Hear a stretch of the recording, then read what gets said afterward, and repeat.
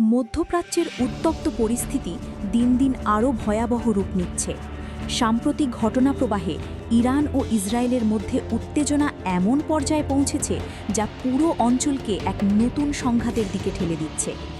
Iran দাবি করেছে তাদের ওপর হওয়া হামলার জবাবে তারা শক্তিশালী প্রতিশোধমূলক অভিযান শুরু করেছে। ইরানের সামরিক বাহিনী, বিশেষ করে ইসলামিক রেভলিউশনারি গার্ড কর্পস বা আইআরজিসি জানিয়েছে, ইসরায়েলের বিভিন্ন গুরুত্বপূর্ণ সামরিক ও অবকাঠামোগত স্থাপনাকে লক্ষ্য করে একের পর এক মিসাইল হামলা চালানো হয়েছে। ইরানি সূত্রের দাবি অনুযায়ী ইসরায়েলের উত্তরাঞ্চলের রামাত ডেভিড এয়ারবেস থেকে শুরু করে দক্ষিণের নেগেভ মরুভূমি পর্যন্ত বিভিন্ন কৌশলগত স্থানে হামলা চালানো হয়েছে। এই হামলাগুলোর লক্ষ্য ছিল ইসরায়েলের সামরিক সক্ষমতাকে দুর্বল করে দেওয়া এবং তাদের আকাশ প্রতিরক্ষা ব্যবস্থাকে চাপে ফেলা। আইআরজিসি জানিয়েছে তাদের সামরিক অভিযানের একটি গুরুত্বপূর্ণ অংশ হিসেবে ইসরায়েলের সবচেয়ে গুরুত্বপূর্ণ বিমানবন্দরগুলোর একটি বেন গুরিয়ান আন্তর্জাতিক বিমানবন্দরকে লক্ষ্য করে মিসাইল নিক্ষেপ করা হয়েছে।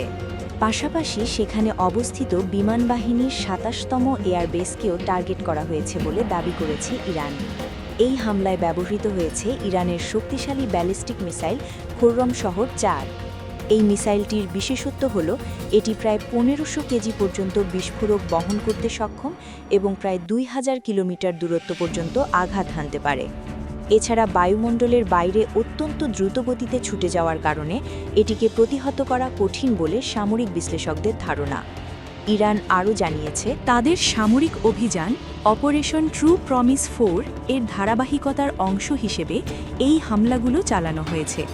তাদের দাবি অনুযায়ী এই মিসাইলগুলো ইসরায়েলের বহুস্তর বিশিষ্ট আকাশ প্রতিরক্ষা ব্যবস্থা ভেদ করে লক্ষ্যবস্তুতে আঘাত হেনেছে।